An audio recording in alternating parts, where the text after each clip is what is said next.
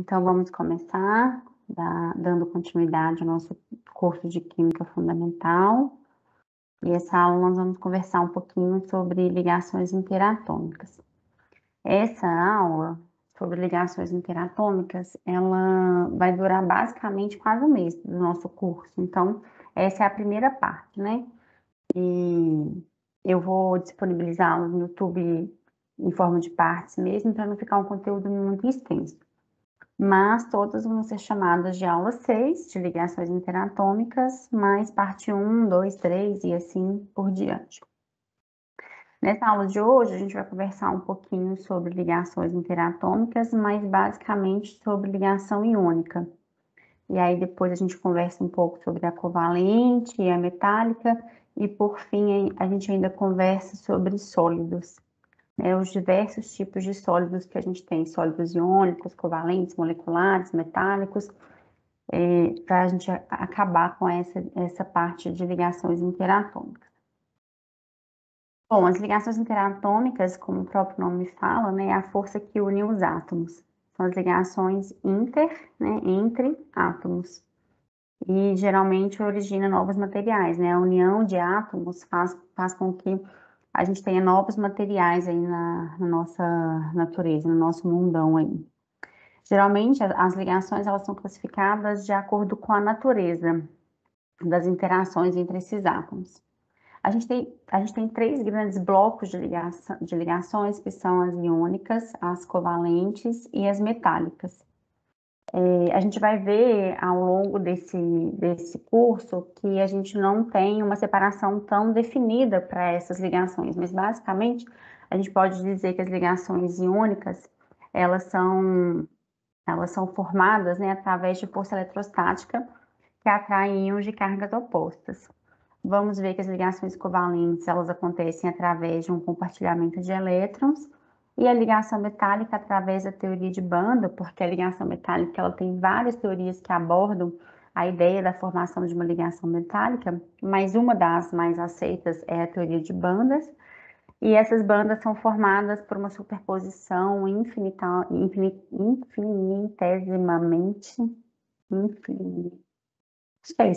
orbital, quando a superposição orbital forma não mais um nível de energia, mas sim uma banda.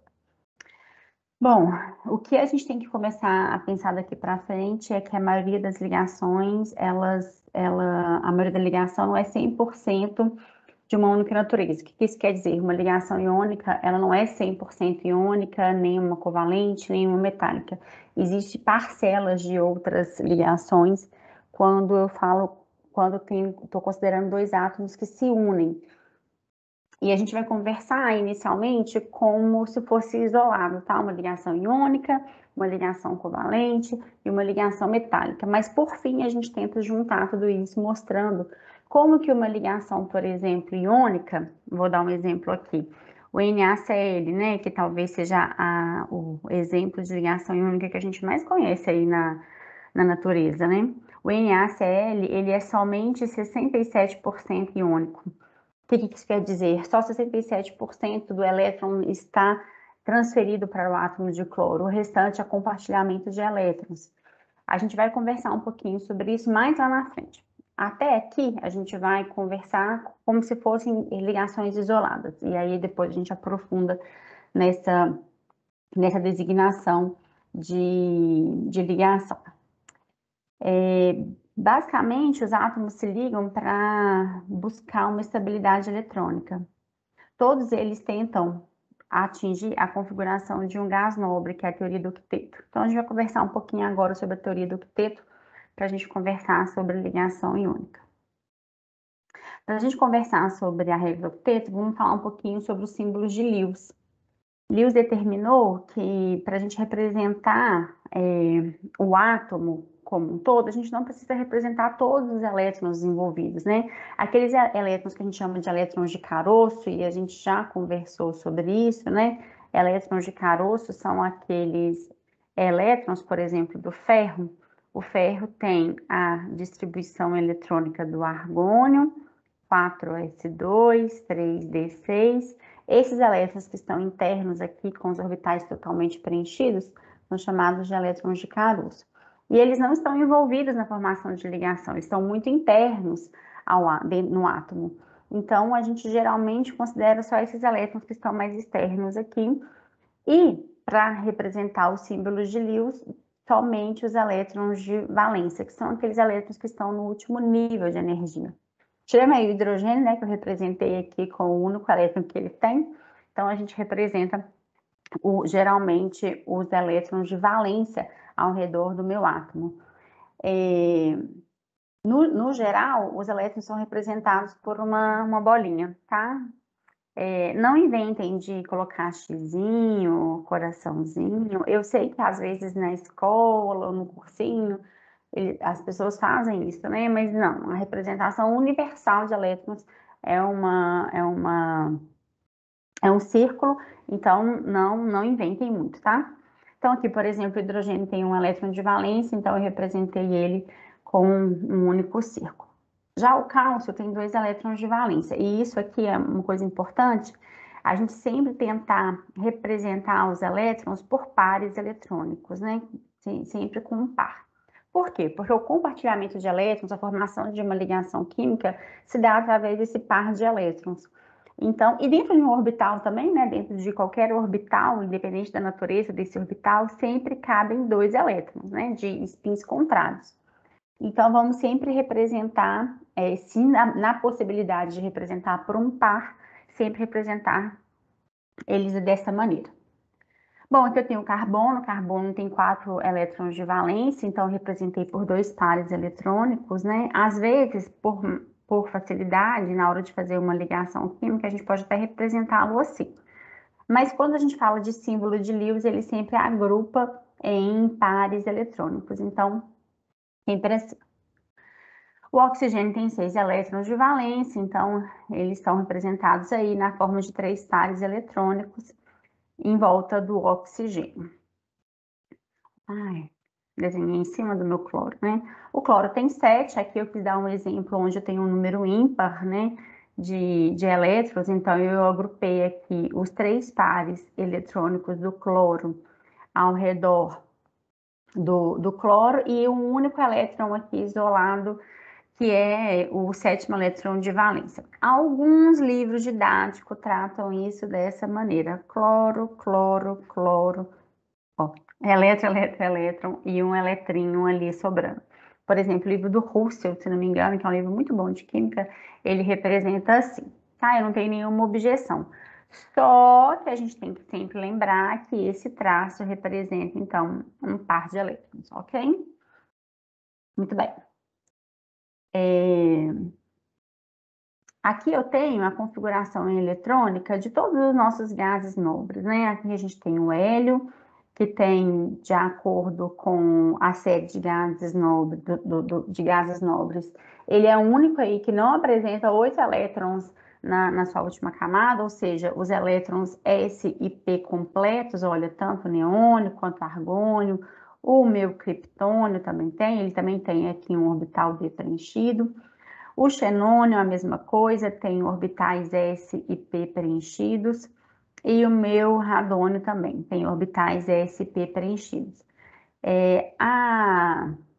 Na natureza, esses elementos, esses átomos, eles apresentam bastante estabilidade por terem esses orbitais preenchidos. A gente já conversou lá atrás sobre a estabilidade que gera dentro de um átomo quando um orbital está semi-preenchido ou totalmente preenchido. Então, muitos átomos em reações químicas, eles acabam ficando com 8 elétrons de valência. Eles buscam essa configuração eletrônica para se estabilizar. Então, grande parte das nossas ligações interatômicas é a busca daquele átomo pela estabilidade de ter aqueles orbitais sp preenchidos. Então, a regra do octeto fala assim: átomos tendem a ganhar ou a perder ou compartilhar elétrons até que estejam circundados por 8 elétrons de valência, ou seja, com os orbitais sp preenchidos. Um octeto de elétrons em um átomo, então, consiste em um subnível S e P preenchidos. Então, a gente vai buscar sempre nesses átomos esses octetos completos. E o símbolo de Lewis, por exemplo, aqui fica com 8 elétrons de valência, né, com 4 pares de elétrons ao redor do meu átomo X. Então, isso é atingir a estabilidade para o meu átomo dentro da minha molécula ou do meu composto. O que a gente tem que ficar bem claro é que a gente tem várias exceções, né?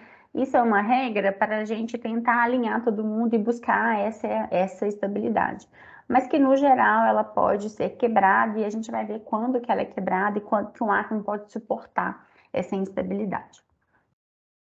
E para a gente conversar sobre ligações interatômicas, a gente precisa conversar sobre essa medida que é de eletronegatividade. Então, antes da gente entrar em ligações interatômicas em si, né, falar de iônica, covalente, metálica, vamos conversar um pouquinho sobre a eletronegatividade.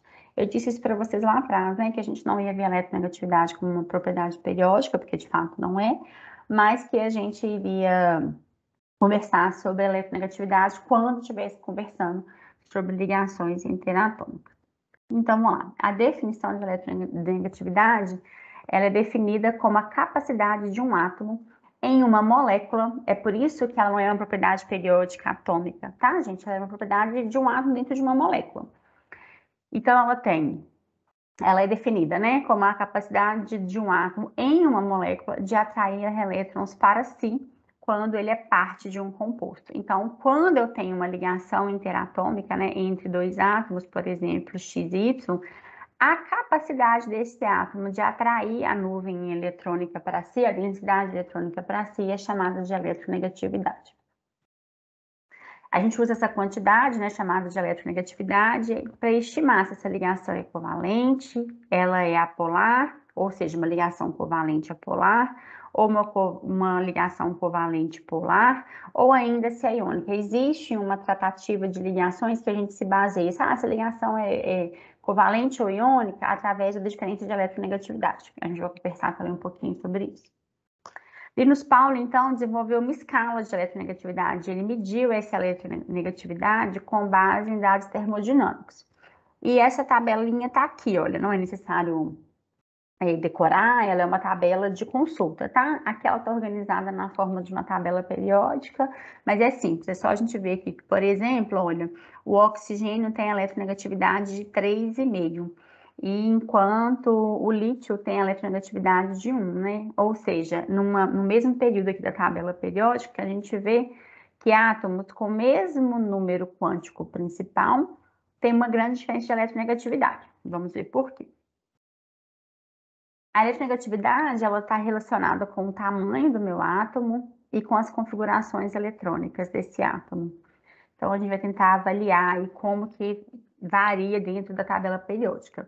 Átomos pequenos e com poucos elétrons faltantes, ou seja, átomos que têm muitos elétrons de valência, eles têm alta eletronegatividade. Então, a gente acabou de dar um exemplo aqui como o lítio e o meu oxigênio, né? Em relação a tamanho, esses átomos não têm uma grande diferença de tamanho, porque eles têm um número quântico principal idêntico, né? O maior número quântico principal idêntico. A diferença aqui é em relação aos elétrons de valência.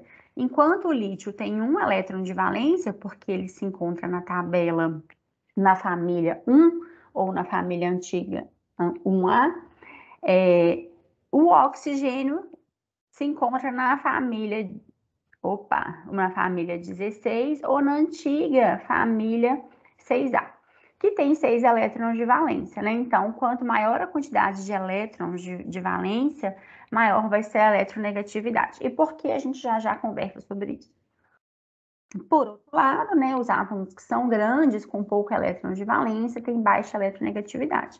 Por um exemplo, nessa tabela aqui, o césio é um dos átomos de menor eletronegatividade, porque ele é um dos maiores átomos e tem pouquíssimos elétrons de valência, apenas um.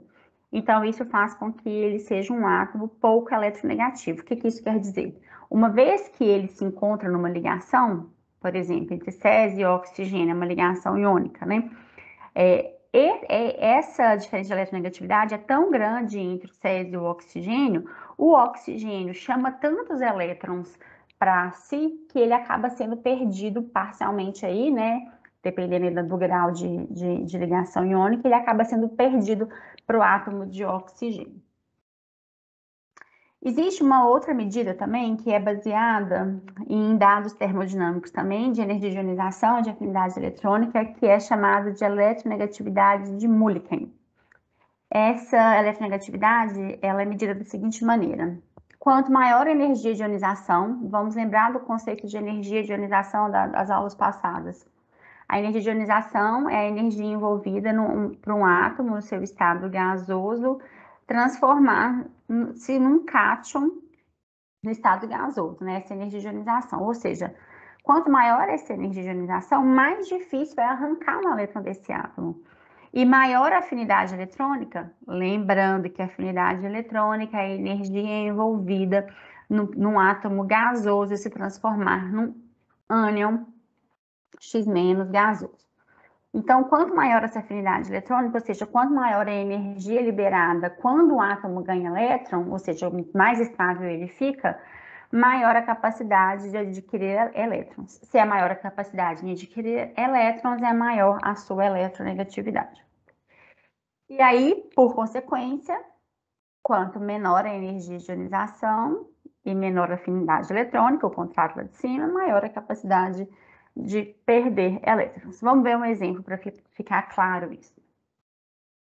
Olha aqui, eu tenho o sódio. O sódio tem a primeira energia de ionização, aqui está falando da primeira energia de ionização, de 496 kJ por mol. Então, aí, uma ordem de energia de ionização até pequena. Quando eu olho para o cloro, ai meu Deus, aconteceu um incidente. Eu vou ter que. Gente, me dê um minuto, tá? Porque o meu computador saiu da tomada, eu preciso ligar aqui, que senão eu vou ficar sem energia. Peraí.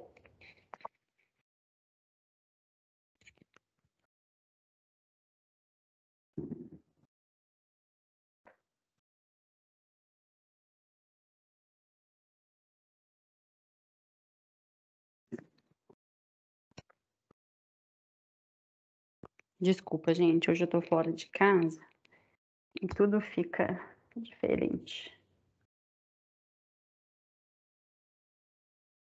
Depois eu edito isso, tá, gente? Eu corto isso da nossa aula. Então, vamos voltar. Enquanto que o sódio tem energia de ionização de 496 kJ por mol, o meu cloro tem a energia de ionização na ordem de 1.251 kJ por mol, ou seja, mais que o dobro da energia de ionização do meu sódio. Já a afinidade eletrônica do sódio é menos 53 kJ por mol, enquanto a afinidade eletrônica do cloreto é de menos 349 kJ por mol. O que isso quer dizer, né? Facilmente eu tiro um elétron do meu átomo de sódio e a entrada de um elétron no átomo de sódio não estabiliza tanto o meu átomo. Então, já em contrapartida, quando eu olho para o cloro, para eu retirar um elétron, para eu arrancar um elétron do átomo de cloro, é muito difícil, eu tenho que dar uma energia muito grande. Ao passo que quando eu adiciono um elétron ali no meu átomo de cloro, ele estabiliza muito, né? Ele libera 350 kJ por mol. Tenham sempre isso em mente, né? Quanto mais energia liberada num processo, mais estável é o meu produto formado, né? Porque se eu liberei muita energia, é porque estabilizou muito o meu sistema. Muito bem, então quando eu olho para o meu sódio, ele tem uma baixa energia de ionização e uma baixa afinidade eletrônica. Então, o sódio tem maior tendência em perder elétrons.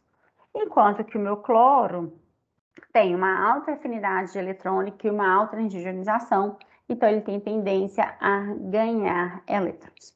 Muito bem, essa é chamada da medida de eletronegatividade de Mulliken. Então, a gente já sabe um pouco sobre eletronegatividade, sobre essa diferença de comportamento atômico frente a um outro átomo. Então, vamos conversar um pouquinho sobre a ligação iônica. A definição de ligação iônica é que, quando ligados, a gente forma substâncias iônicas. E elas geralmente resultam de interação entre átomos com grandes diferenças de eletronegatividade.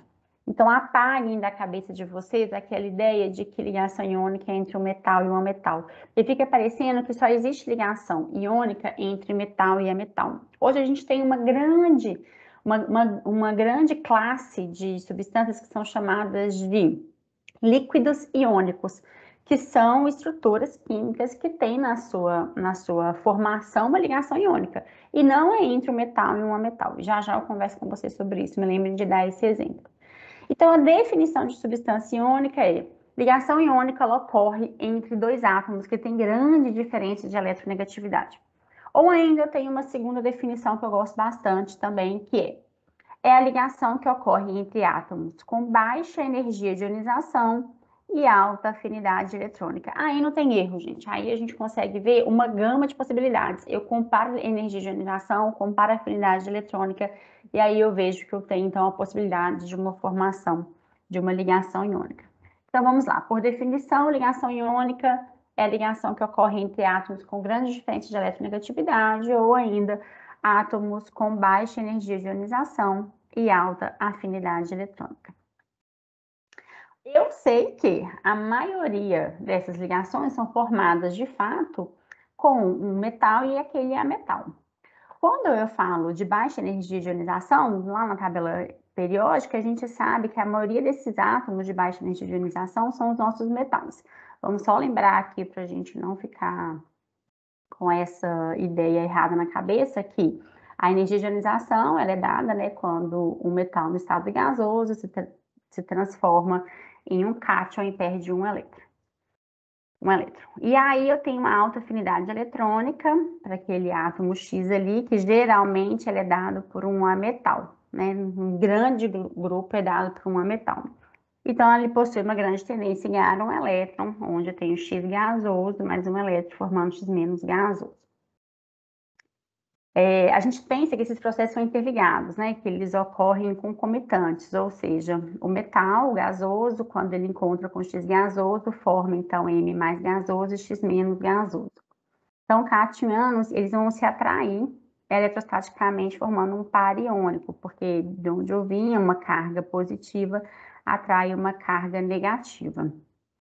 Então, essa reação ela pode ser designada assim, né? A gente, utilizando o símbolo de Lewis, o sódio tem um elétron de valência, o meu flúor tem 7 elétrons de valência, porque ele está lá na minha família de 17 ou 7A. Então, quando eles se aproximam, né, o meu orbital S aqui do meu sódio se superpõe com o meu orbital F, o meu orbital P aqui do meu flúor, então eu vou ter uma superposição eletrônica. E aí, pela diferença de eletronegatividade, esse elétron é doado ali para o meu flúor, formando, então, agora, aqui no meu fluoreto, 8 elétrons de valência, estabilizando ele, enquanto o meu sódio ficou com os elétrons de caroço, que também possuem a configuração eletrônica estável. Então, essa é a reação de formação de um composto iônico. Mas, só um minuto. Quando os sólidos iônicos são formados, né, eles são formados através dessa aproximação entre uma carga positiva e uma carga negativa, e esses sólidos são arranjos regulares de um grande número de cátions e ânions. A gente vai ver daqui a pouquinho como que forma esse sólido, como que é esse sólido.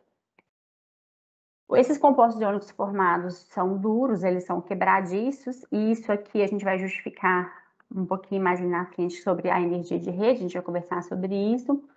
Geralmente são solúveis em solventes polares, a gente tem algumas exceções, que a gente também conversa sobre isso mais na frente. Eles são mal condutores de eletricidade no estado sólido e apresentam temperatura de fusão e ebulição elevada, que a gente também vai justificar pela energia de rede. Só para a gente ver que como que é fácil formar, então, os nossos sólidos iônicos, e depois a gente vai ver a termodinâmica dessa formação, vamos exemplificar aqui. Nesse sistema, eu tenho aqui no sistema fechado, gás cloro, com o meu sistema saturado de gás cloro. Tenho aqui um pedaço de um sódio metálico, que está representado aqui por essa barrinha roxinha. E uma vez que eu adiciono meu sódio metálico nesse sistema fechado, saturado com gás cloro, instantaneamente eu começo a ver a formação de um sólido branco, né? Que é a formação de NaCl. E essa formação se dá porque eu tenho ali os elétrons sendo doados do sódio para o cloro. Muito bem. quais são os fatores, né, que fazem com que essa reação seja muito exotérmica? Porque quando eu faço essa reação química, eu vejo uma grande liberação de energia para o meu sistema, né? O que justifica tanto a liberação dessa energia? Como eu disse para você, sistemas que liberam muita energia são sistemas que foram muito estabilizados. O que justifica, então, essa liberação de energia? Então, vamos falar um pouquinho das energias envolvidas na formação dessa ligação, tá? Quais são os fatores, então, que fazem com que essa reação seja tão exotérmica? Antes disso, eu queria mostrar aqui para vocês a estrutura cristalina do cloreto de sódio, que é uma representação de bolas de um sólido iônico. Aqui a gente vê que os nossos cloretos estão representados aqui com essa grande esfera verde, enquanto o meu íon de sódio está representado aqui por essas esferas roxinhas. E o grande sólido iônico, ele tem por exemplo, a cada cloreto, a cada íon cloreto, eu tenho ao redor deste íon cloreto os os íons de sódio. Então, formando então, uma estrutura, um arranjo ordenado de cátions e ânions. E lá, quando a gente vai falando de sólido, a gente vai falar de célula unitária, número de coordenação dentro da célula unitária. Agora, a única coisa que a gente tem que lembrar é que, se é um sólido iônico, esse sólido iônico, ele precisa ser formado por íons, né? Ou seja, cátions e ânions. E a gente vai ver daqui a pouquinho como que nós vamos escolher esses íons. Muito bem, então aqui, quando a gente tem a formação do NaCl, por exemplo, que a gente viu ali atrás, a gente viu que o sódio tem um elétron de valência, porque ele está lá na família 1, enquanto o meu cloro tem 7 elétrons de valência, porque ele está lá na família 17, e aí, ao se aproximar, o sódio vai doar um elétron aqui para o cloro, formando, então, sódio mais, íon de sódio, e o meu ânion cloreto. E aí, quando eu olho lá na tabela, eu vejo que a energia de ionização do meu sódio é 496 kJ por mol. O que isso quer dizer? Para eu arrancar este elétron aqui do meu sódio, eu preciso dar de energia para o meu sistema 496 kJ por mol. Ao passo que quando eu tenho o meu átomo de cloro, a afinidade eletrônica é de menos 349 kJ por mol. Ou seja, quando o sódio doar o meu cloro, para o meu cloro o elétron, ele vai liberar 349 kJ por mol. Quando eu olho a variação de energia do meu sistema, é uma variação de energia positiva. Mas a gente acabou de ver ali na figura anterior que quando eu adiciono um pedaço de sódio metálico dentro do meu sistema contendo cloro, automaticamente forma um sólido branco. Me lasquei, porque aqui tem um quadradinho de texto, mas depois eu apago. Automaticamente eu vejo um sólido branco sendo formado e o meu sistema libera muita energia. Então, termodinamicamente falando, a gente tem que ter uma explicação para isso, porque quando eu olho a energia de ionização e a afinidade eletrônica, parece que isso não vai compensar. De fato, a variação de energia fica positiva. Mas isso a gente tem que lembrar o quê? Qual é a definição de energia de ionização? É quando um sódio gasoso perde um elétron. E quando um cloro gasoso perde um elétron. Um cloro aqui já dissociado, né, gente? Porque a gente encontra cloro na natureza na forma de Cl2. Você sabe quais são os átomos que são diatômicos, gente? Quais os átomos que se apresentam na natureza de forma diatômica?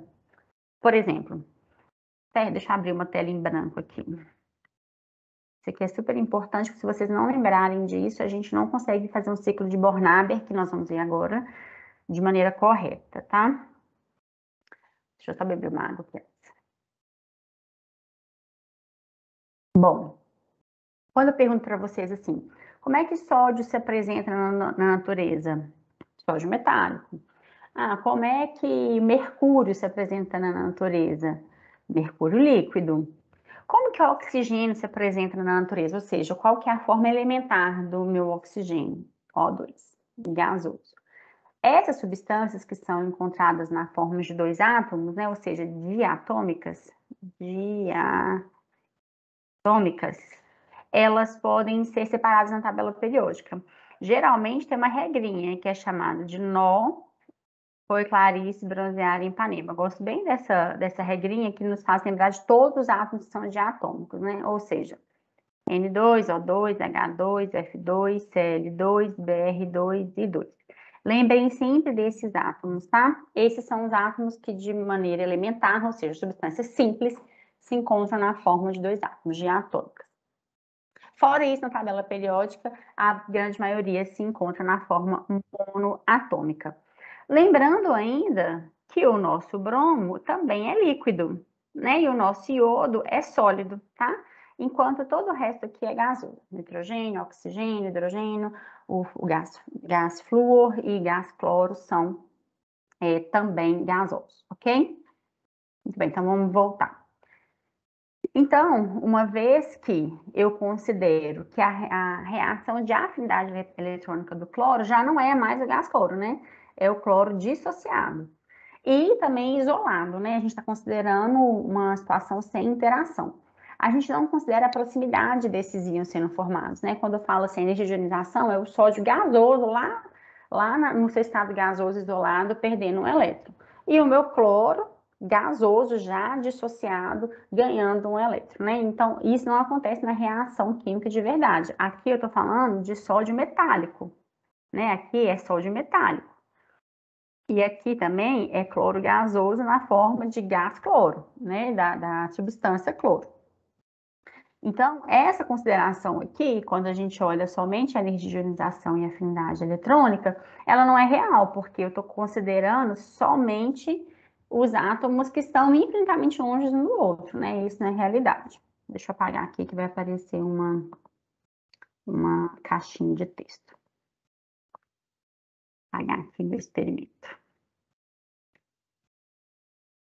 Isso. Muito bem. Deixa eu botar minha canetinha. Então, a principal razão para formar os compostos iônicos é a atração entre os íons de cargas opostas. Uma vez que eles estão próximos e este elétron ele é doado aqui para o meu átomo de cloro, essa carga positiva atrai infinitamente essa carga negativa. De onde a gente vê, carga positiva atrai carga negativa. Então, a gente chama isso de energia de rede, tá? Essa energia de rede a gente vai conversar bastante agora sobre ela, porque ela é uma medida muito importante quando a gente fala de sólidos iônicos, né? A definição de energia de rede é a energia requerida para separar completamente um mol de um composto iônico em íons gasosos. Como assim? Vamos ver uma reaçãozinha aqui.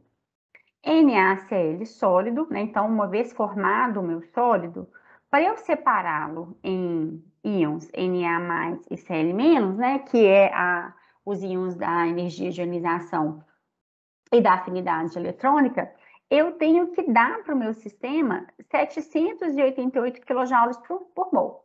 Para o sólido de NaCl, tá, gente? Cada sólido tem uma energia de rede específica. Ou seja, a formação desse sólido é tão estável que, para eu quebrar esse meu sólido, eu preciso dar uma energia muito alta. E o que justifica essa estabilidade nesse sólido é a força eletrostática, que é a carga positiva sendo atraída pela carga negativa.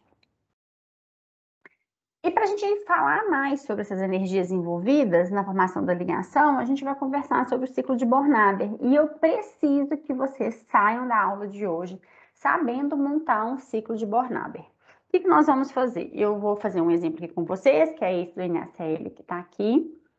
Eu dei um exemplo, que é o exemplo que está aí uns slides lá mais para frente, e no final eu peço o outro ciclo de Born-Haber.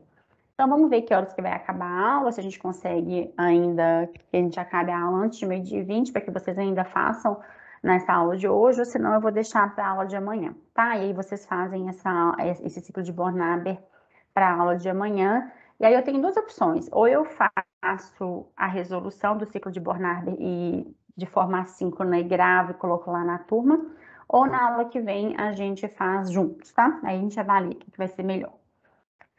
Muito bem. Então, o ciclo de Born-Haber, ele considera todas as etapas termodinâmicas que a gente precisa para chegar na energia de rede. A energia de rede é essa, né? Onde o NaCl sólido vai transformar em Na mais gasoso mais Cl menos gasoso. Então, a energia de rede, ela não pode ser determinada experimentalmente, né, gente? Eu não consigo... A energia de quebrar esse sólido iônico, ele experimentalmente ele se torna impossível, porque eu não consigo quantificar quais são os gases e quais são os íons aqui presentes durante o meu experimento. Então, essa medida é uma medida teórica e ela se baseia no ciclo de Born-Haber. Então, ela pode ser calculada através de várias reações em etapas bem definidas. O que isso quer dizer? Todas essas etapas que a gente vai ver aqui agora são etapas tabeladas. E isso está, de alguma maneira, no apêndice de livros, no Google aí, né, gente? O Google hoje em dia nos ajuda muito, até que a gente consiga calcular a energia reticular ou a energia de rede para cada sólido iônico. Vamos lá, vamos começar. Aí aqui, gente, qualquer passo que vocês não entenderem, vocês abram o microfone e gritem, porque isso é super importante. Um passo que vocês não consigam enxergar como está acontecendo, já era ele para o restante do meu ciclo. Combinado? Raquel, Oi. só uma pergunta de começo. Faz diferença eu começar... Porque eu acho que eu fazia o inverso. Eu começo dele já no estado gasoso. Como assim? Ah, eu pego a reação dele no estado do Sim. sódio e do Não. cloro no estado Você está falando gasoso. para montar as equações e montar o ciclo? É, Não, não faz muita diferença. ok. Eu vou mostrar para vocês que eu, Raquel, acho mais fácil sempre partir da ΔH de formação do meu sólido. Mas fica a critério de vocês, o que vocês quiserem aí fazer, porque como é um ciclo, independente da reação, ela sempre vai, a gente vai conseguir fechar, tá? Ok. Só vou te dar um exemplo. Eu gostava muito de desenhar um ciclo só com as reações, assim. Aí eu não considerava a termodinâmica da reação. Eu vou mostrar para vocês como que eu gostava de fazer para enxergar e depois para considerar as reações. Mas eu vou fazer um aqui com vocês para mostrar para vocês que eu gosto de enxergar as reações e depois pensar na termodinâmica.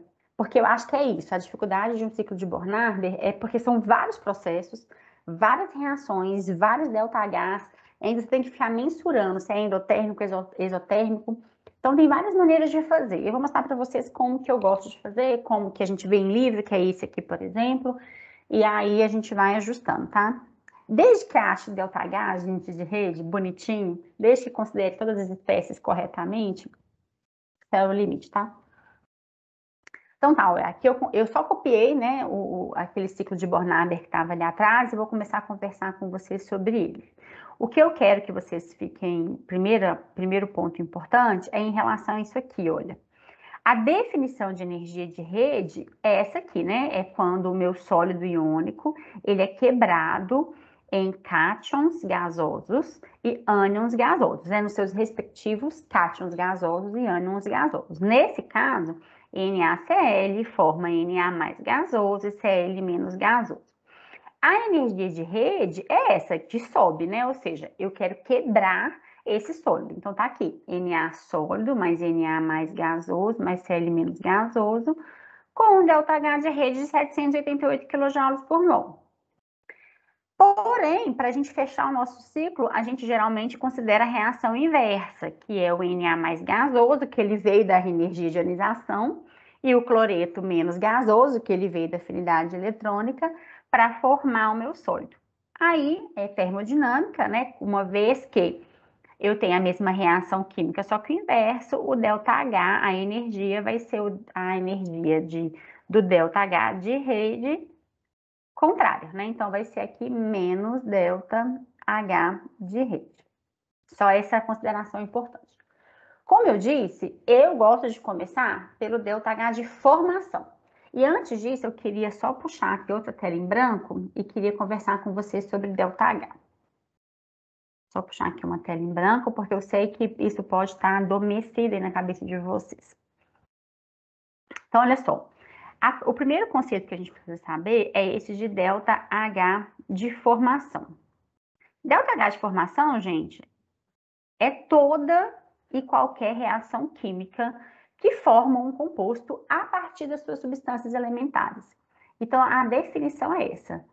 A partir de substâncias elementares, o que são as substâncias elementares? Que são as substâncias simples, né? Formar um composto. Por um exemplo, vamos pegar HCl.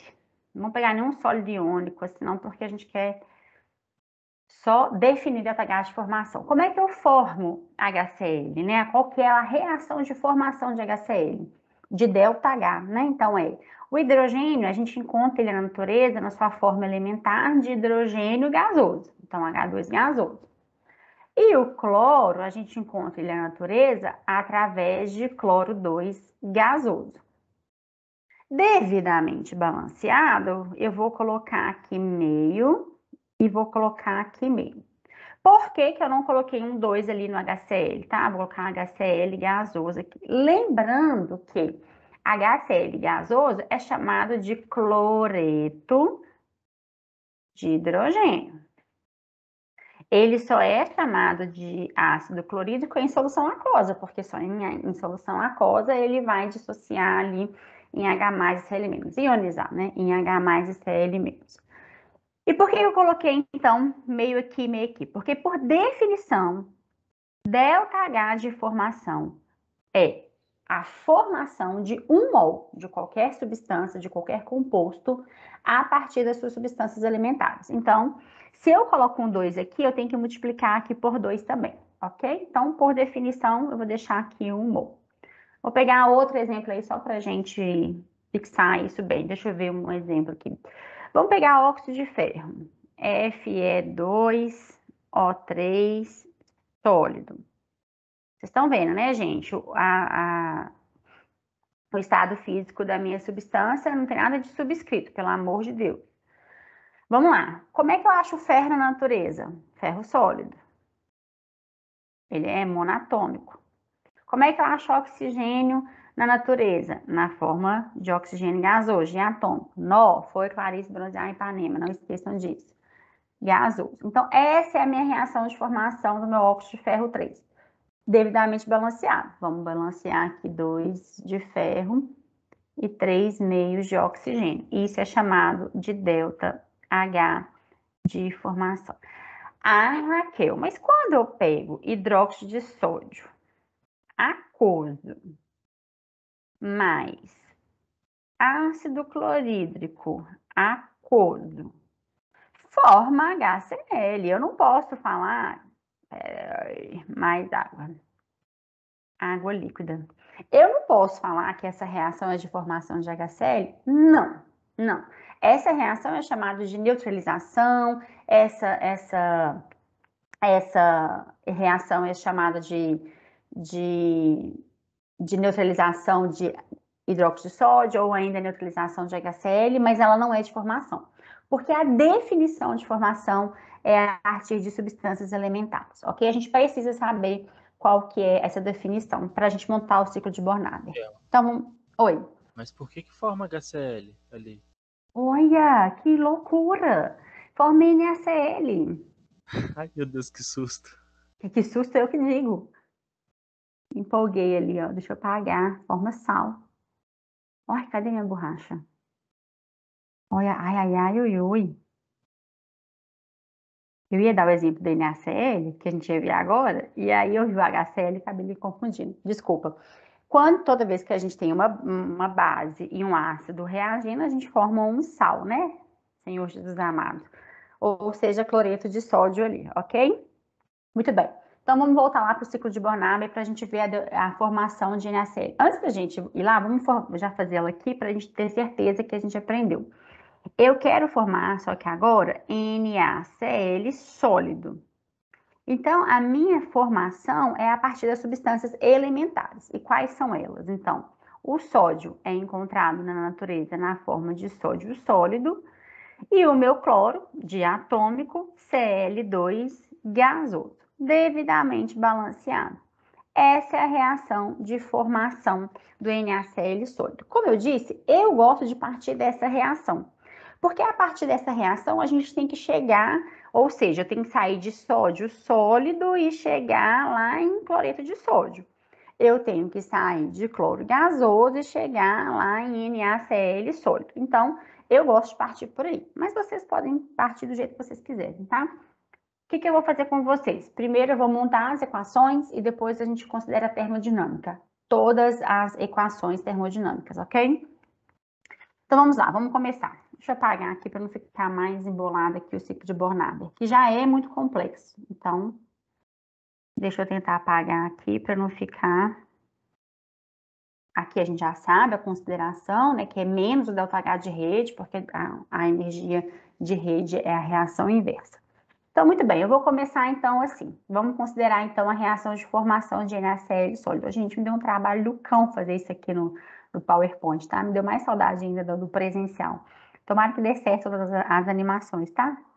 Se não der, vocês desconsiderem aí, porque deu muito trabalho. Então, vamos lá. Então, consideramos, então, primeiro a reação de formação de NaCl. Como a gente viu lá atrás, NaCl sólido é formado por Na sólido mais meio de gás cloro, meio mol de gás cloro, formando NaCl. É tudo tabelado, tá, gente? Todas essas reações são tabeladas. Então, o ΔH de formação de NaCl é menos 411 kJ por mol. Só um detalhe, não cabia aqui, mas o correto é ΔH de formação de NaCl sólido. Esse é o nome correto do ΔH, da energia envolvida na formação. Porque, como eu coloquei só ΔH de forma, fica parecendo que todos são assim. Mas é para esse aqui, tá? Aqui, ó. E tem que ter aquela... Eu esqueci o nome daquela bolinha ali, para entalpia de formação padrão. Padrão. Então, esse aqui é padrão, tá? Esse aqui é padrão, mas eu não coloquei. Por quê? Porque, teoricamente, a gente não conversou sobre termodinâmica, né? Então, assim, eu teria que dar uma pausa aqui para falar de ΔH de padrão de formação. Então, assim, no geral, ele é o padrão, tá? Tá aqui embaixo, né? Todos aqui estão na forma do padrão, tá vendo? Mas como a gente, assim, eu acho isso muito bizarro, porque a gente vê um ciclo de Bornader que tem toda uma termodinâmica envolvida sem ter conversado sobre termodinâmica. Eu sei que muitos de vocês já viram isso anteriormente, mas eu não gosto de partir do pressuposto que todo mundo já sabe o que a gente está falando. Então, eu vou focar aqui só nos valores de entalpia, que para a gente aqui já é de bom tamanho. Se vocês saem daqui formando um ciclo de Bornader para mim, já estou feliz demais, tá? Então, muito bem. Então, essa aqui é a reação de formação do NaCl. Lembrem do que a gente quer encontrar. Então, por isso que eu deixei essa reação aqui, olha. A gente quer chegar no Na mais gasoso, porque é o que a energia de ionização nos fornece. E a gente quer chegar no cloreto gasoso, porque é a energia que a afinidade eletrônica me dá. Então, o que a gente faz? A gente faz por etapas, não tem como a gente ionizar o cloro, ionizar o sódio e dar elétron, né, considerar a afinidade eletrônica do cloreto. É por etapas. O que eu gosto de fazer? Pega um elemento e vai trabalhando com ele, e mantém o outro do jeitinho que ele tá. Como assim? Primeira coisa que eu tenho que fazer é transformar esse Na sólido em Na gasoso, porque as energias de ionização é do átomo gasoso. Então, a primeira coisa que eu vou fazer é passar de sólido para gasoso. Então, transforma o sódio metálico em sódio gasoso. Aqui, observem que eu só copiei aqui o meu cloro gasoso, ou seja, ele não está envolvido numa reação química. Se ele era meio de cloro gasoso e no final ele continua meio cloro gasoso, é porque ele não sofreu reação química. Só copiei, tá? E aqui eu deixei ele assim, porque a gente vai ter que cortar ele na hora de fazer os cálculos termodinâmicos. Então, eu peguei Na sólido e transformei ele em Na gasoso. O ΔH de formação de Na gasoso é mais 108 kJ por mol. Tabelado, tá, gente? Tudo isso tabelado. Então, aqui, olha, eu tive que dar para o meu sistema 108 kJ por mol. Então, eu subi aqui com a minha reação para a formação de Na mais gasoso. Se eu tivesse perdido energia, eu tinha descido, ok? Mas como eu tive que dar energia para o meu sistema, eu subi aqui 108 kJ por mol. Observe que o Na sólido passou para Na gasoso, mas o cloro continuou como cloro. Mas eu não quero cloro assim, eu preciso que o cloro esteja dissociado, né? Eu preciso que o cloro tenha rompido essa ligação cloro-cloro, porque a reação de afinidade eletrônica é cloro gasoso. Então, o segundo passo é, nós vamos transformar, então, os meus átomos gasosos de cloro. Vamos formar os átomos gasosos de cloro. Então, aqui o sódio já está na forma de sódio gasoso, esquece ele. Para eu transformar o cloro gasoso, o meu gás cloro, né, que é uma molécula, em cloro gasoso, eu preciso dissociar essa molécula, ou seja, eu preciso quebrar. Essa reação tem vários nomes. Eu posso chamá-la de formação de Cl gasoso. Eu posso chamar de dissociação de Cl2. E aí depende da tabela que você está procurando. E esse valor também é positivo. Para eu romper aqui uma ligação química de uma molécula que é superestável, eu tenho que dar energia para ele. Então, eu somei aqui mais essa energia para a formação do meu cloro gasoso, do meu átomo de cloro gasoso, não mais da minha molécula de cloro. Muito bem, cheguei num ponto do que eu queria, porque o meu sódio já está gasoso e o meu cloro já está gasoso. Agora eu vou ionizar e vou dar elétrons para esses átomos. Vamos começar com a ionização do sódio gasoso. Vamos pegar ali o sódio gasoso e vamos dar um elétron para ele, né? Formando então, tirar um elétron dele, perdão. Formando então o sódio mais. Essa energia é a primeira energia de ionização, que é de 496 kJ por mol. Mais uma vez, eu subi aqui 496 kJ por mol. Percebam que até este momento, para a natureza, não tem vantagem nenhuma em formar o NaCl, porque eu já estou aumentando energia, só estou tendo que dar energia para o meu sistema. Então, até eu chegar nesse ponto, nada está compensando a formação do NaCl. Então, alguma coisa tem que justificar. Beleza, né, gente? Vocês escutaram, gente? Tomara que não. Sim. Tem um let it go passando aqui na rua. Adicionando, agora o nosso último passo, o nosso próximo passo é adicionar um elétron, então, ao cloro gasoso, chamado, então, de afinidade eletrônica. Vamos lá, a gente mantém o nosso sódio mais gasoso, ele já está lá certo. Então, eu tenho o meu cloro gasoso, que vai ganhar um elétron, passando a cloreto gasoso, e aí, pela glória, a gente vai ter alguém liberando energia. Quando o átomo de cloro ganha elétron, ele libera 349 kJ por mol. Então, ele vai liberar então, essa energia. Eu já desci um pouco da energia. Mas quando a gente olha para o processo, né, gente, quando a gente pega a formação do meu NaCl, eu estou vendo que não está compensando ainda não. Mas, quando isso é formado, né, quando o sódio mais é formado, o Cl menos é formado, se estabiliza muito o meu sistema e aí forma o meu sólido NaCl. O que justifica a formação desse sólido é isso mesmo, tá, gente? É a proximidade de uma carga positiva numa carga negativa que vai estabilizar muito o meu sistema. Agora, quanto que é esse ΔH? Eu não sei, porque todos os outros são tabelados. E esse aqui, se é tabelado, gente, é porque é passível de ser medido no laboratório. É medido lá na sua forma padrão, 1 mol por litro, 25 atm, 1 atm e 25 graus Celsius, perdão. E aí, a variação de entalpia aqui não é possível de ser medida dessa maneira. Então, e a gente sabe que essa entalpia é menos o ΔH de rede, que a gente acabou de designar. Vamos ver se através dessas reações químicas a gente consegue achar esse ΔH. E para isso a gente vai pegar como artefato para isso a lei de Higgs. Como que a gente vai fazer isso? A gente vai pegar então a nossa primeira reação, que é aquela que eu acabei de falar com vocês, que é a de formação. Então a gente quer chegar nessa reação química aqui porque a gente sabe o ΔH de formação.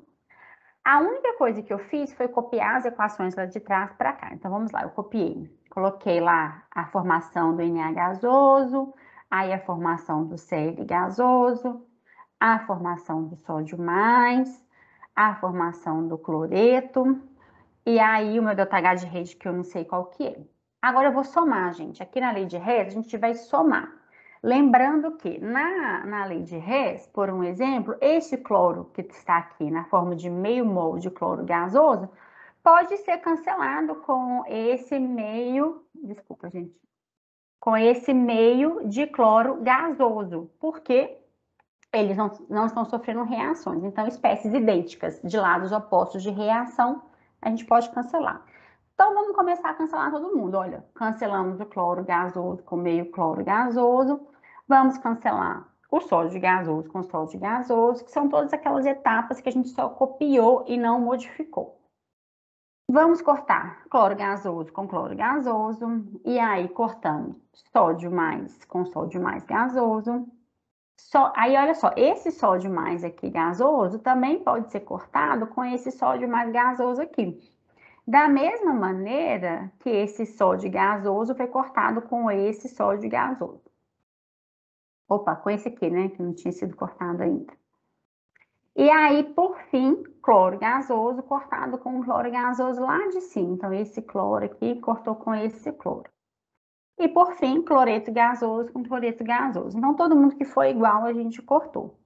Mas eu não tenho ninguém para cancelar com sódio sólido, não tenho ninguém para cancelar com meio de Cl2 gasoso e ninguém para cancelar com cloreto de sódio sólido.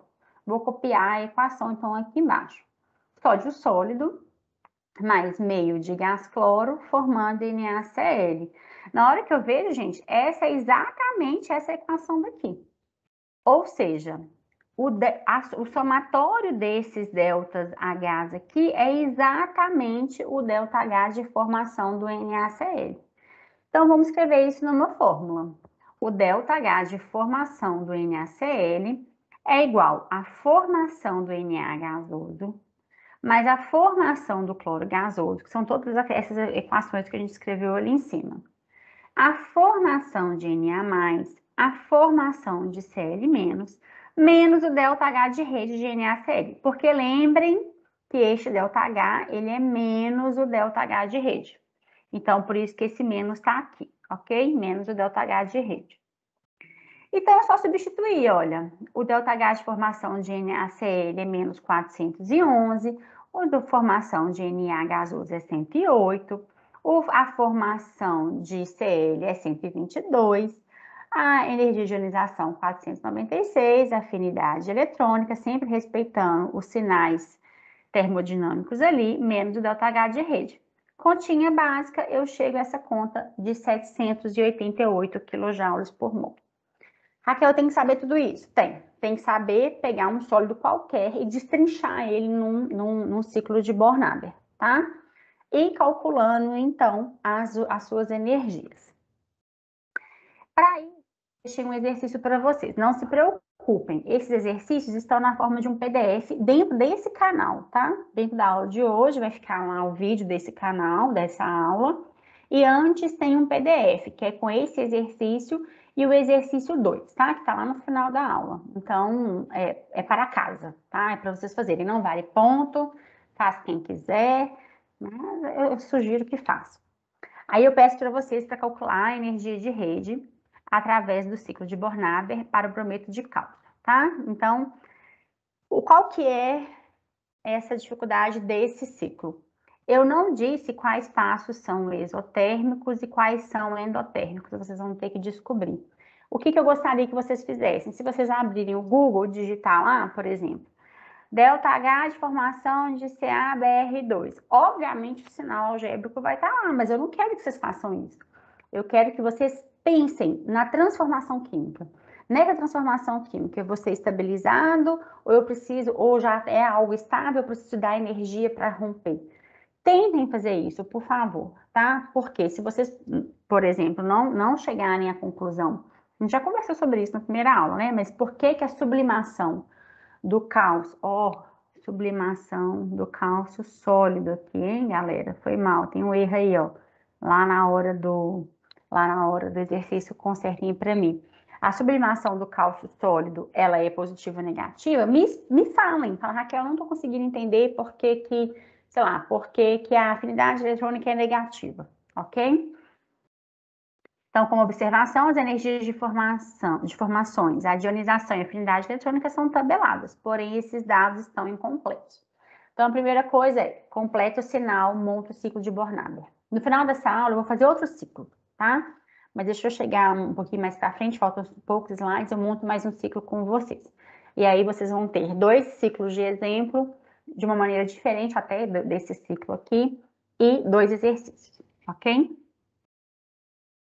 Bom, eu mostrei aqui para vocês, aqui tem um exemplo de tendências periódicas de energia reticular, ou energia de rede. Aqui eu tenho substâncias iônicas formadas com cloreto. Olha, todos são cloretos, né? Aqui eu tenho cloreto de lítio, de sódio, de potássio, rubídio, de estrela.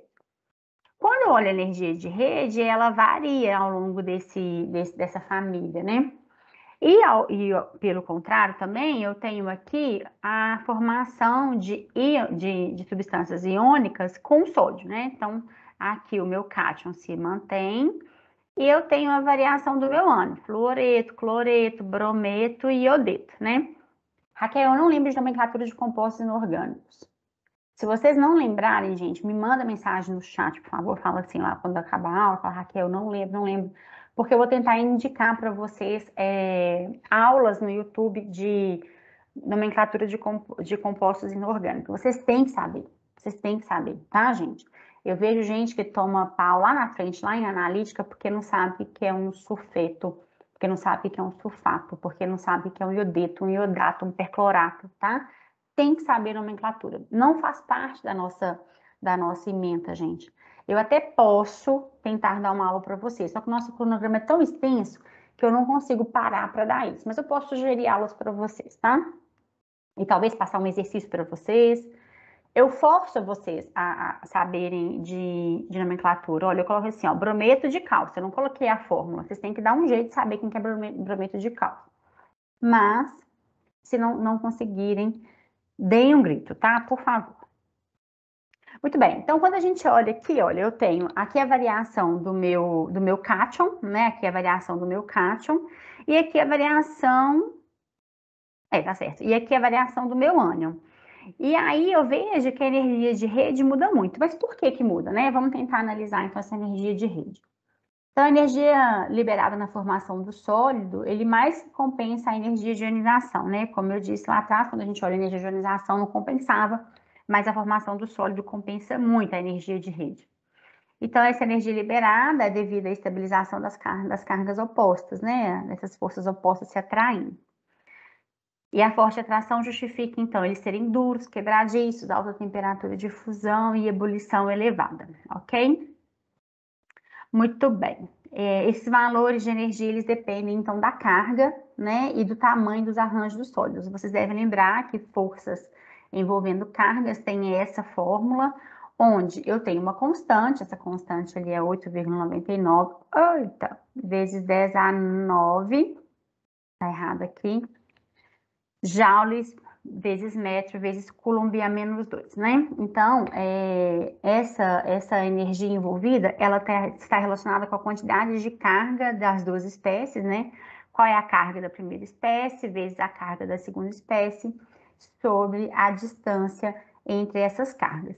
De uma maneira muito simples, a gente pode ver que quanto maior a distância, menor é essa energia, ou ainda, quanto maior é essa carga, maior é essa energia e vice-versa.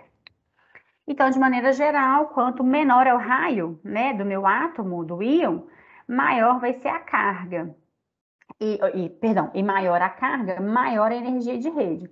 Então, são dois fatores, né? A quantidade de carga, quanto maior a carga, e quanto menor a distância entre esses íons, né? Ou seja, o tamanho do meu íon, maior vai ser a minha energia de rede, ok? Então, aqui quando eu olho, eu vejo ali, olha, lítio com cloreto, sódio com cloreto, potássio. O menor dessa série é o lítio, né? Se ele é o menor com a mesma quantidade de carga, lembrando que todos eles formam íons monovalentes, né? Eles têm a mesma carga, então o que difere aqui é o meu tamanho. E o lítio é o meu menor, então ele tem maior energia de rede. Observem que essa comparação é com o mesmo ânion, né, gente? Porque a gente tem várias situações, eu quero falar uma delas com vocês aqui antes da gente passar para o próximo slide. Aqui é a mesma coisa, olha, aqui eu tenho o mesmo sódio, só mudando o tamanho do meu ânion, né? Mudando o tamanho do meu ânion, quanto menor é o meu ânion, como é o caso do meu fluoreto, maior vai ser a minha energia de rede. Muito bem. Então, a gente já sabe de onde que vem essa energia, né? Segundo a lei de Coulomb, e ainda a gente sabe pelo ciclo de Born-Haber. Então, aqui a energia de rede, eu tenho dois exemplos para vocês, que é parecido com as de trás, só para a gente comparar. Olha só. Aqui eu tenho sódio mais, com o meu fluoreto, ele tem as distâncias iônicas ali de mais ou menos 231 picômetros. Quando eu olho o meu óxido de cálcio, ele tem a distância de 239 picômetros, ou seja, não é uma distância, não é um tamanho tão diferente, né, entre esses íons. Mas, em contrapartida, o sódio tem uma carga positiva, o fluoreto tem uma carga negativa. O cálcio tem duas cargas positivas e o oxigênio tem duas cargas negativas. Quando a gente olha a energia de rede, a gente vê que a energia do fluoreto de sódio é bem menor do que do óxido de cálcio. E aí a justificativa de fato é a quantidade de carga desse composto, porque eles têm tamanhos parecidos. Do mesmo jeito, quando eu comparo aqui, olha, tá todo mundo ligado com cloreto. Aí agora eu tenho lítio, sódio, potássio e césio. Todo mundo monovalente, todo mundo com cátion mais um.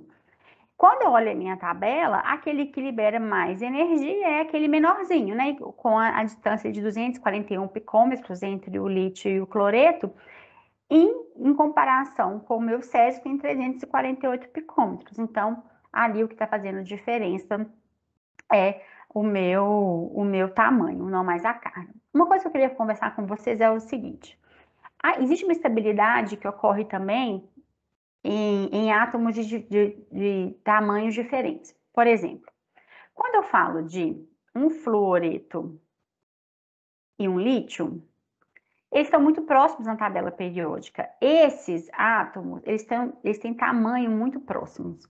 Quando eles se ligam, a gente tem que ter consciência que tem várias forças ali atraindo e repelindo esses átomos. Vamos lá.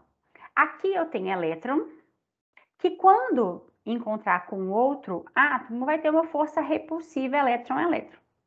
Mas esse núcleo é capaz de atrair esses elétrons também. E este núcleo é capaz de atrair esses elétrons também. Então, eu tenho um conjunto de forças. Elétron repelindo elétron e núcleo atraindo um elétron do outro átomo e vice-versa. Quando eu tenho um átomo pequeno, mesmo com uma carga positiva, como o lítio, ligando lá com o meu halogênio, vamos pegar um halogênio grandão, brometo, por exemplo.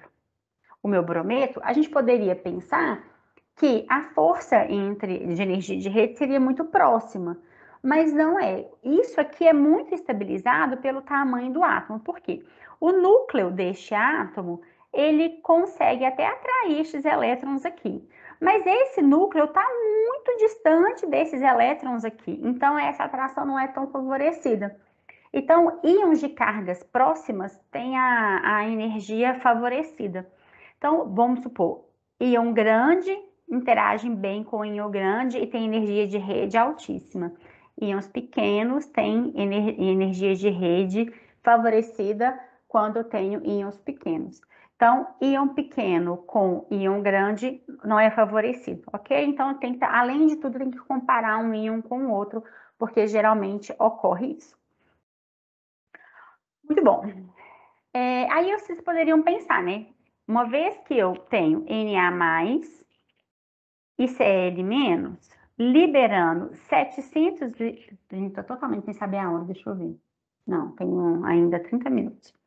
788 quilojoules por mol, se eu ainda, né, formo um NaCl, libera 788 quilojoules por mol, por que então, quando eu coloco sódio 2+ com cloreto, ou seja, eu aumentei a carga, a minha energia de rede não acontece, ela não é negativa, né? Eu não tenho, então, a liberação dessa energia.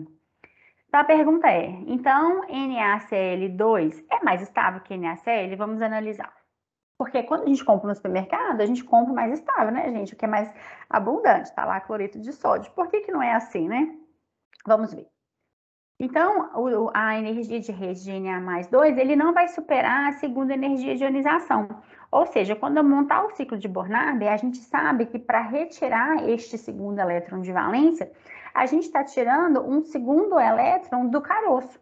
E a gente conversou sobre aquela tabelinha, dei uma tabelinha de energia de ionização para vocês, e a gente viu que quando o elétron está lá no caroço, é muito difícil retirar. Então, quando a gente monta o ciclo de Bornard, para o sódio divalente, por exemplo, a gente vê que a variação de energia vai ser maior do que zero, não vai compensar. Então, é tudo uma instabilidade também, né, gente? Porque Na+ é muito mais estável que Na2+. Por quê? Na+ tem a configuração de um gás nobre, tem o octeto completo, enquanto Na2+ quebra a estabilidade por tirar um elétron lá do meu caroço. Então, também se a gente considera por outro lado, né, eu dei um exemplo aqui de um sódio, mas, por exemplo, o cloro, né? Se o cloro ganhasse 2 elétrons, ele ficaria mais estável? Então, da mesma forma, como a gente adiciona elétrons a metais, é exotérmico, né? Ou quando eu coloco o cloreto lá, eu libero mais ou menos 340, né? 390, não sei, quilojoules. Ou ele é ligeiramente endotérmico, a gente já conversou sobre isso, nos casos de nitrogênio lá, que tem quebra de estabilidade, contando que os elétrons sejam adicionados na camada de valência, porque olha só, o cloro, ele quando ele ganha um elétron, ele tem 17 prótons, né, ou 17 elétrons no estado neutro. 1 S2, 2 S2, 2 P6, 3 S2, 3 P5 neutro. Ele, uma vez preenchido, fica com 3 P6. Se eu for adicionar um elétron, eu vou adicionar no 4S0, que tá ali, né? Ou seja, já saí do meu subnível de valência, então também não é estabilizado, tá? Então, da mesma forma, a gente trabalha com o octeto, até mesmo aqui nos meus compostos iônicos.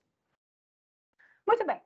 Eu vou falar um pouquinho de outros compostos iônicos que a gente forma, vou mostrar uma maneira difícil de mensurar esse composto iônico, vou mostrar uma maneira mais fácil. Por exemplo, quando eu tenho potássio e enxofre, eu tenho potássio com 1 elétron de valência e o enxofre com 6 elétrons de valência. Isso aqui deu trabalho. Vamos lá. Quando eu dou um elétron do meu potássio para o meu enxofre, eu ainda vou ter 7 elétrons aqui só, né? Então, não vai estabilizar o meu... Vou simular um elétron aqui. Ele vai ganhar um elétron e fica com 7. Então, eu preciso de outro elétron do potássio ali, de outro potássio para completar o meu octeto. Então, quando isso acontece, eu formo K+, S2- e K+. Formando, então, um composto de fórmula mínima. O correto, gente, para composto iônico é isso. Este composto tem fórmula mínima K2S, ok? Ou seja, 2 potássio para 1 enxofre. O que eu acho que é mais fácil fazer, ao invés de ficar fazendo símbolo de Lewis para isso, né? O potássio está lá na minha coluna 1 ou na minha coluna antiga 1A. Ele, então, tem um elétron de valência. Então, se ele tem um elétron de valência, a tendência dele é formar um cátion mais 1. O meu enxofre está lá na coluna 16 e ele tem 6 elétrons de valência. E ele tende a formar um ânion estável S2-. E aí eu vou vou tentar manter a eletroneutralidade dentro da minha substância, ou seja, eu pego essa carga e desço ela para cá, pego essa carga e desço com ela para cá, naquela regra chamada de regra de Schuster, né? Formando K2S. Não precisa ficar juntando elétron aqui para completar o octeto, ok? E aí você acha a sua fórmula mínima. Vou chegar em alguns pontos importantes, peraí. Ligação entre magnésio e flúor. O magnésio tem 2 elétrons de valência, os elétrons ficaram quase saindo do átomo de magnésio, não saem mesmo. E aí eu vou doar para um flúor, 1 elétron, né? Porque ele tem 7 elétrons de valência, então precisa de 1 elétron. Mas aí vai ficar faltando este 1 eletrinho aqui, que não vai ficar instável no átomo de magnésio. Então, para isso, eu encontro outro átomo de flúor, e aí eu formo Mg2+ e 2 fluoretos, formando MgF2. Sofre não, galera. Se quiser, faz isso aqui, certo? Não tem problema nenhum. Magnésio se estabiliza com 2+, o fluoreto estabiliza com F-, escorrega para cá, MgF2. Então, cálcio e oxigênio, a gente já falou um pouco sobre o óxido de cálcio. Eu tenho cálcio com 2 elétrons de valência, tenho o oxigênio com 6. Eu vou doar 2 elétrons do cálcio para o meu oxigênio, Ca2+, O2-, formando CaO. Por que eu queria mostrar isso? Quando a gente faz a regra do escorrega, né, que é Ca2 mais e O2 menos, este escorrega para cá e este escorrega para cá, a fórmula ficaria Ca2O2. A fórmula mínima, ela tem que ser, a fórmula do composto iônico tem que ser uma fórmula mínima. Para ela ser uma fórmula mínima, ela não pode ser reduzida. Então, aqui ela pode ser reduzida, né? Então, corta aqui, divide todo mundo por 2, fica CaO. Então, isso aqui ajuda muito, muito, gente. Porém, vocês têm que lembrar que ela tem que ser reduzida por uma fórmula mínima CaO. Combinado? Tem mais um exemplo. A ligação entre alumínio e oxigênio, vamos lá, o alumínio tem 3 elétrons de valência, ficou tortíssimo. E aí eu tenho o oxigênio com 6 elétrons de valência. Então, 2 elétrons são doados para o oxigênio, porém o alumínio fica instável. Eu coloco outro átomo de oxigênio, dou um elétron, estabilizou o alumínio, mas não estabilizou o oxigênio, ficou com 7 elétrons de valência. E aí eu coloco mais um alumínio, e aí ele doa um elétron, completa do meu oxigênio. Porém, este alumínio ainda ficou com 2 elétrons a serem doados e não estabilizado ainda. Arrumo outro oxigênio, e aí dou esses 2 elétrons para o oxigênio, e aí tá todo mundo estável. O alumínio perdendo 3 elétrons e o oxigênio ganhando 2 elétrons.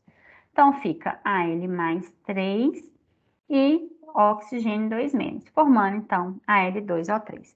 Percebam que isso aqui é uma fórmula mínima, né? Eu não posso, se eu dividir todo mundo por 2, isso aqui não divide por 2, não dá um número inteiro, né? E se eu dividir por 3, o 2 não divide por 3, então, e aí não fica uma fórmula mínima. Não existe um número comum que eu consiga dividir a Al2O3. Então, fórmula mínima, Al2O3, óxido de alumínio. Muito bem. Uma coisa importante que a gente tem que falar é dos metais de transição, né? Porque tudo isso que a gente está falando, o potássio doa um elétron para formar K+, então ele se estabiliza. Isso não funciona para os metais de transição, né? Geralmente, eles têm mais de 3 elétrons, né? Além do núcleo de gás nobre, além dos elétrons de caroço, e eles não seguem a regra, né? De perder todos os elétrons para se estabilizar. Cada metal de transição tem uma estabilização específica, né? A gente já conversou sobre isso, por exemplo, né? Sobre ferro 2+, e ferro 3+. A gente viu que o ferro 3+ é super estável, né? Porque ele tem um orbital D semi-preenchido. Então, ele não quer dizer que para atingir a estabilidade, os metais de transição tem que perder todos os elétrons de valência. Cada caso é um caso. E aí, os metais de transição, então, costumam não formar íons de configuração eletrônica de gás nobre, né? E aí, Raquel, o que eu faço? A gente meio que decora. Obviamente, a gente não sabe de todos, né? Obviamente, a gente não tem toda a tabela periódica decorada. Tem os mais específicos, o que a gente mais trabalha, a gente acaba decorando, né? Cobre, cobalto, níquel, mercúrio, enfim, tem uma gama. A Raquel ainda não decorei nenhum, mas ao longo do tempo vocês vão acabar decorando, tá? Então, embora a regra do octeto seja super útil, né? Ela se limita ao contexto ali dos meus elementos representativos. Mas, de uma maneira geral, ela funciona bem. Então, na formação de íons, metais de transição perdem primeiro os elétrons da camada de valência S, né? Por exemplo, lá o meu ferro, que é argônio, 4s2, 3d6, ele perde primeiro esses elétrons S e depois ele perde os elétrons D para chegar naquela carga estável, né? Que cada caso é um caso. Muito bem, basicamente é isso que eu queria falar sobre compostos iônicos com vocês. E aí eu deixei mais um exercício aqui, agora eu não coloquei dado nenhum, eu só falei assim, calcule a energia de rede através do ciclo de Born-Haber para o óxido de cálcio. E aí eu não dei nenhuma energia para vocês, para que vocês comecem a procurar sem ficar condicionada a usar aquelas energias que eu forneço, tá? Então, eu coloquei como observação as energias de formações, ionização e afinidade eletrônica são tabeladas. Procure nos livros, geralmente ficam nos apêndices. Então, 2 exercícios aí, ok?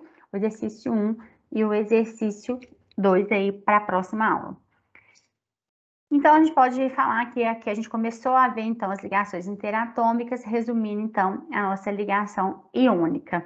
E aí, na próxima aula, a gente já passa para covalente, nós vamos ficar aí umas boas aulas dentro da ligação covalente, depois da metálica e dos sólidos, e aí a gente encerra as nossas ligações interatômicas. Deixa eu ver se eu tenho tempo. Eu acho que eu tenho tempo para fazer um ciclo de Bornader, tá? Deixa eu abrir uma tela em branco aqui e vou dar mais um exemplo de mostrar como que eu gosto de montar, tá? Eu gosto de montar, para pensar em termos de energia. E depois eu só coloco as energias. Eu desenho um ciclo.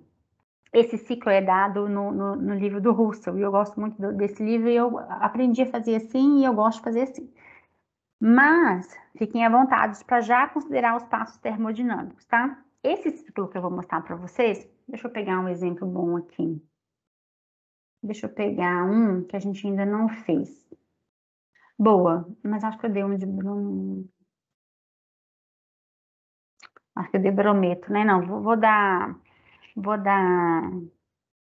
eu dei um de cálcio, vou fazer um de potássio. Vamos ver, com um ou com dois? Deixa eu fazer com dois.